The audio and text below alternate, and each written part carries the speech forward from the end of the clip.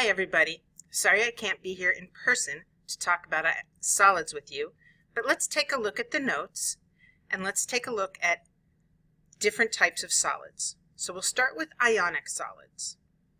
Coulomb's law says that force is a constant times charge 1 times charge 2 divided by distance squared.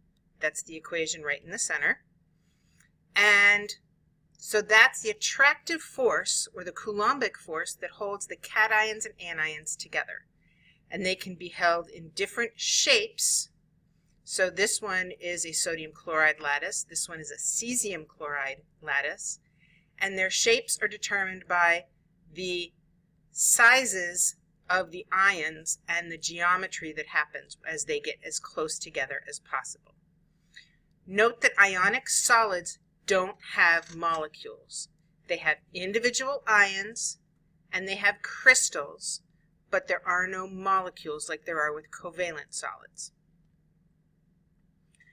So they're held together by the attractions, and the amount of energy released when the gaseous atoms combine to form this lattice is called the lattice energy.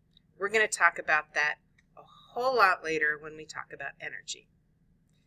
Now, because these have pretty strong electrostatic forces, Q1 and Q2 could be a +1, -1, or +2, -2. These have strong attractive forces, so high melting points.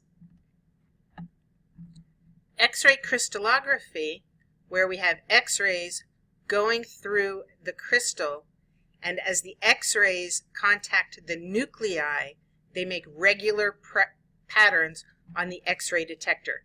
It was photography film for a long, long time. Now we can actually use an electronic detector. And we can tell the difference by the shape of the X-rays, whether or not it's a crystal like the first one, the second one, or the third one. And we can tell different crystalline shapes by the pattern.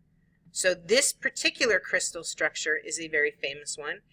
Rosalind Franklin took this X-ray photograph, and supposedly Watson and Crick did not have her permission to use this photograph. But that's the photograph that helped them figure out that DNA was a double helix. Had Linus Pauling gotten a hold of that photograph, he probably would have come up with the double helix instead of the triple helix. So we can use Coulomb's law. Force is proportional to charges over distance squared, and the periodic table to try to figure out which one has the higher melting point. So I'll do the first one. So we have sodium chloride or magnesium sulfide. Sodium is a +1, chloride is a -1. Magnesium and sulfide are + and -2. Because that means the Q1, Q2 is greater, that means this one has a higher melting point. Now let's compare NaCl and RBI. Both are +1, -1, so obviously that's not what's going on. We can see that sodium and chlorine are towards the top of the periodic table, so they have fairly small atomic radii, whereas rubidium and iodine have fairly large atomic radii. If we go back to the equation, radius squared is an important part, so this NaCl has a higher melting point. These two have smaller radii, they're closer together, so they have a stronger attractive force. So pause the video and see if you can figure out the next three. All right, let's take a look at what you came up with.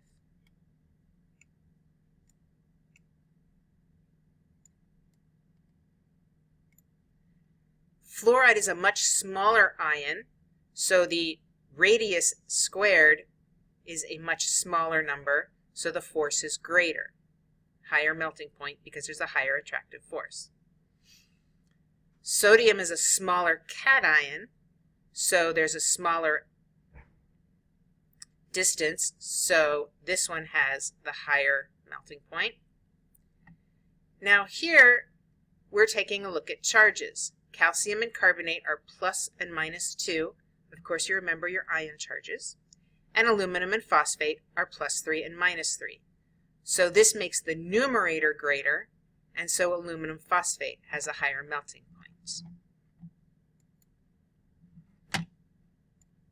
So the next type of solid is a network covalent solid.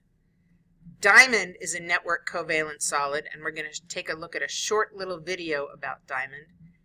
Network covalent solids have covalent bonding, but not molecules. They tend to be individual atoms bonded to each other to make one giant crystal. Because of that, they have very high melting points, and there are 3 that you should just plain memorize. Diamond, quartz, and boron nitride, which with its 3 and 5 electrons bond very similarly to the 4 and 4 of the diamond. Now, graphite is different than diamond. Graphite has sheets that have covalent bonding and small dispersion forces between the layers.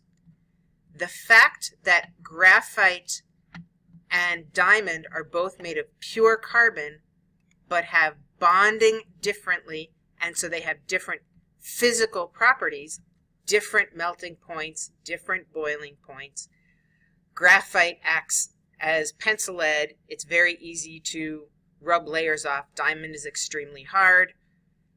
Those are called allotropes. They have the same element but different bonding. So we're going to take a look at a little video about some of the allotropes of carbon.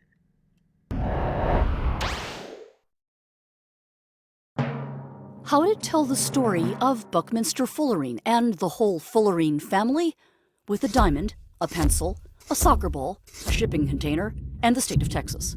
Let's start with this. Ice, rocks, sparklers, bling in popular terms. In chemistry terms, this is what diamonds are.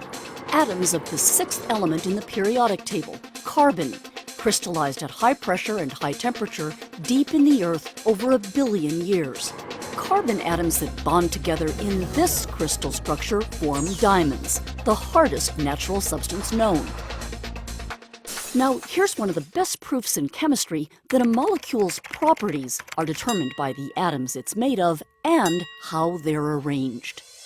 Atoms of carbon that bond to each other in this crystal structure form one of the softest natural substances, graphite, the part of the pencil that makes a mark on the page and is commonly and wrongly called pencil lead. Just so you know, molecules made of atoms of the same element in different arrangements are what chemists call allotropes. Through the 19th and most of the 20th centuries, chemists thought diamonds and graphite were the only 2 carbon allotropes, forms of solid carbon. But then in 1985, 3 chemists, 2 from Rice University in Houston and 1 from the University of Sussex in the UK, were shooting a laser at a disk of graphite, long story, which rearranged the carbon atoms in the graphite into a molecule with a structure that looked like this. A hollow sphere, almost perfectly symmetric. The empty insides surrounded by a cage of 60 carbon atoms arranged like this, as if at the points of 12 pentagons, 5-sided shapes, and 20 hexagons, 6-sided shapes. The pattern on a soccer ball. If you want to amaze or just baffle your friends, this shape is called a truncated icosahedron. Those 60 carbon atoms explain this molecule's chemical formula, C60. As for its name, the researchers, who, by the way, shared the 1996 Nobel Prize in Chemistry for their discovery, were struck by the resemblance between C60's structure and actual structures called geodesic domes and spheres, designed and built by this man, Richard Buckminster Fuller, a visionary American inventor, philosopher, and architect. So they named C60 Buckminster fullerene, although the molecules were soon more commonly known as buckyballs, and were just as soon the focus of intense research interest because of their remarkable properties. Like diamonds, buckyballs have bonds in 3 dimensions, making them very strong, yet ultra-tiny. A C60 molecule is only about 1 nanometer in diameter. That's a billionth of a meter. This might help you visualize how small that is. If a single C60 molecule was the size of a soccer ball on that scale would be the size of Earth. Like graphite spray, buckyballs have great slip and slide qualities. Because each C60 molecule is separate, they behave like ball bearings, move smoothly. All this, plus their hollow insides, mean buckyballs could serve as ideal molecular shipping containers, or crystal cages, surrounding and smoothly transporting other atoms and molecules that chemists might load into that empty space inside the crystal. Say, cancer-fighting chemicals that would otherwise be destroyed in the body before they could get to a tumor. If they traveled inside buckyballs, these chemical molecules would be protected from being degraded in the cells. Researchers have already found they can fit large amounts, almost 60 molecules of hydrogen inside each buckyball. That might lead to development of an entirely new class of atomic-scale hydrogen fuel cells or batteries. Buckminster fullerene was only the first of a number of fullerenes discovered. Those are molecules made entirely of carbon in the form of hollow cylinders, spheres, or ellipsoids. Those are like spheres but with bulgy middles. Fullerenes with structures like cylinders, called carbon nanotubes, are especially intriguing. They're stronger than any other known material, even though most are about 10,000 times thinner than a single human hair. Researchers hope carbon nanotubes will revolutionize 21st century electronics by hyper-miniaturizing components, eventually being crafted into circuits for powerful but molecule-sized computer chips. Looking into the more distant future for spaceship Earth, a phrase coined by Buckminster Fuller, there may be even more incredible uses for the materials that carry his name. Scientists think the space elevators imagined in science fiction, links from Earth's surface to rings in geostationary orbit above it, might run on cables made of Buckminster fullerene or other fullerenes. So now you see the connections: diamond, pencil, soccer ball, shipping container, Buckminster fullerene, molecule of the future, and since 1997, the state molecule of Texas. Really, look it up.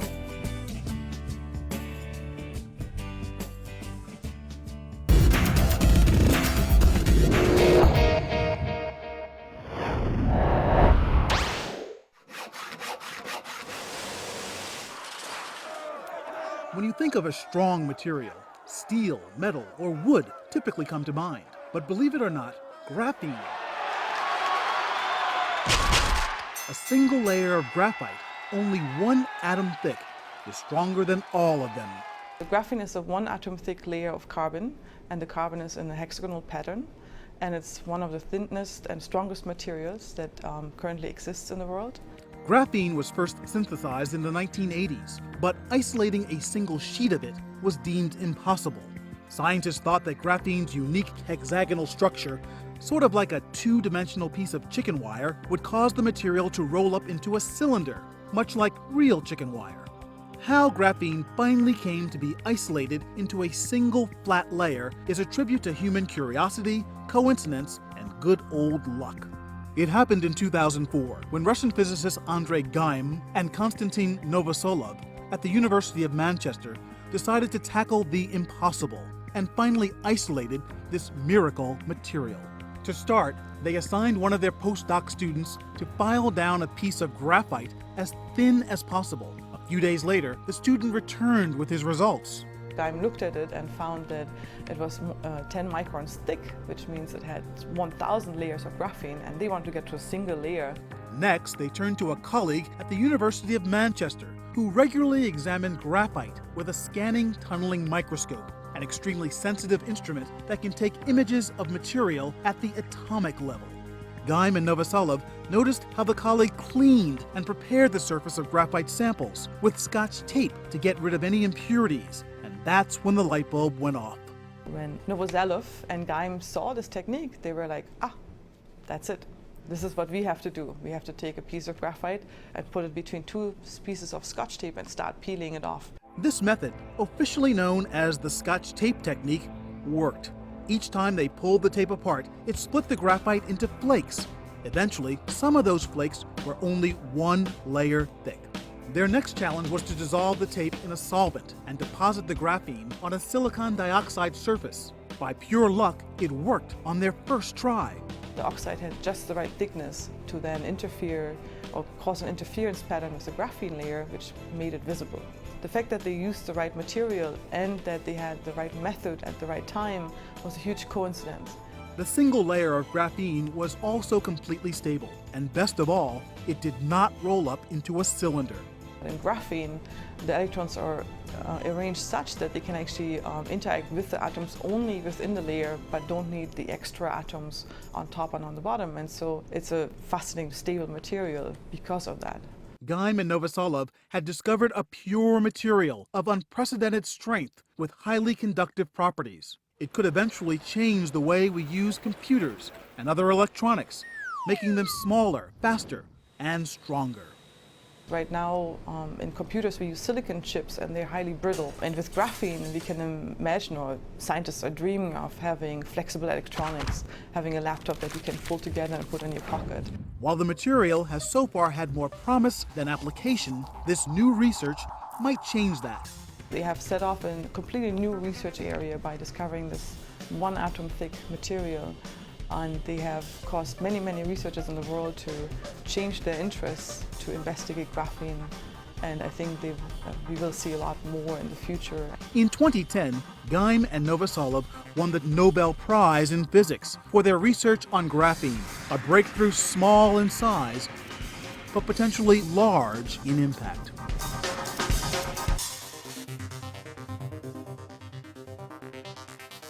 In computers, we use silicon chips. And All right, so now that you've seen a couple of different allotropes of carbon, we've seen diamond, graphite, fullerene, While the material and has so far had more promise than graphene, application, this we can new take a look research at might change that. the types of bonding they have. Diamond is the only one that is the network covalent solid. All the others have covalent bonds. Graphite has dispersion forces In between 2010, layers. Geim and Novoselov Buckyballs and won the graphenes Nobel are Prize only in one Physics for their research on one graphene, atom a thick, breakthrough so they small don't in size, have but any potentially sort of large in intermolecular forces between their layers, because they don't have layers. All right, so we've talked about ionic and network covalent solids. Now let's talk about metals. There are 2 different forms of metallic bonding models. And the first one is the electron C model. That's the model that hopefully you saw in Science 9, maybe in honors chemistry or regular chemistry, where the metal is made up of the valence electrons and the core, which is all the other electrons in the nucleus. In an electron C model, there is a crystal lattice of core ions, and then those valence electrons move wherever they want. And because that they are free-flowing and free-moving, they conduct thermal energy and electric current.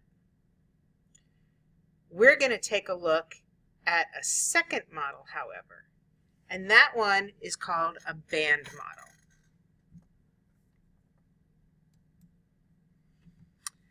So we have empty orbitals delocalized or spread out through the entire crystal, and electrons can move when they're in the conduction band. Let me explain how this works. If we have one lithium atom, we have a single orbital and a single electron. If we have 2 lithium atoms, we have 2 orbitals and 2 electrons. And because of Hund's rule, it starts at the bottom. We fill these 2 first. If we have 3, we have 3 orbitals. If we have 4, we have 4 orbitals, each one at a higher energy. If we have a mole of lithium atoms, we have a mole of lithium orbitals, half of which have electrons in them and half of which are empty. And in a metal, in band theory, these are very close together. So if an electron gets just a little bit of energy, it can jump up to the empty orbital band where it finds all this space to move around, and it can move anywhere it wants. It's kind of like, let's see an analogy, maybe the occupied orbitals might be the seats where the seniors get to sit for a pep assembly in the gym, where they are organized and in rows and they have to stay put. And then right next to it are the empty orbitals of the gym floor. And it doesn't take a lot of energy to go from one to the other. So that's band theory. The electrons go from the valence band to the conduction band where they can move freely. And we like this model because it also helps explain semiconductors. So take a second and copy this down. We're going to focus on silicon as our semiconductor as we discuss it, and metalloids are semiconductors. Semiconductors have pretty low conductivity. That's why they're called semiconductors. But if we give them some extra atoms called doping, it improves the conductivity. And let's figure out first how that works. So in our conductor model, in our band model, the conductor has no energy gap between the valence band and the conduction band. It's just a single step to just hop up from the valence band to the conduction band, where now the electron is free to run around. In a semiconductor, it takes a little more energy. So perhaps maybe the valence band might be in the seats where the freshmen sit, or the upper gym study hall. And so you have to put a little bit of energy in to get to the gym floor, the conduction band, where you can run around wherever you want. And we'll talk about how we can get through that energy gap, but you have to usually use a little more electricity or some sort of energy. And then insulators, things that don't conduct electric current, tend to have a very large energy gap. In my gym floor analogy, perhaps the valence band is the PAC. People are sitting in chairs in the auditorium, and requires a lot of energy to get up from the PAC and go over to the gym. So that's not going to happen very often. So these are my insulators. Big jump in energy. You have to put in huge amounts of energy to get from the valence band to the conduction band, and it's practically impossible. Semiconductor, you have to put in some energy. Conductor, just the natural energy of the room or any electric current, it's just the electrons are just going to move right up there. Not all of them, otherwise it would be completely crowded and the electrons wouldn't have anywhere to move, but enough so that they can travel. Now, if we want to dope semiconductors, we have two types. The N type adds something from group 15. Remember, silicon is in group 14 with 4 valence electrons. If you add the occasional phosphorus, then occasionally you have something that has an extra electron. So those extra electrons are going to go up in that conduction band. Now they have plenty of room to move around.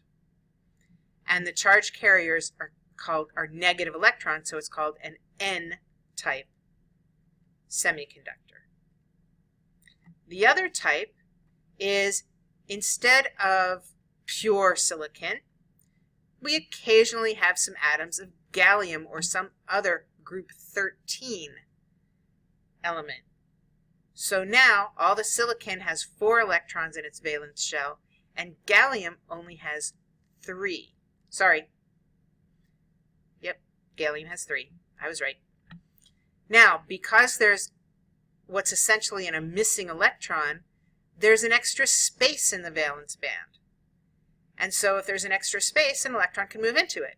But then it leaves a space, so another electron moves into that. So another electron moves into that space. And so each hole, physicists say it acts like a positive charge, so they call it a p-type. It's really not positive, it's just not negative. So that's semiconductors. Semiconductors are basically something that don't conduct very well because there's a little energy gap getting from the valence band to the conduction band.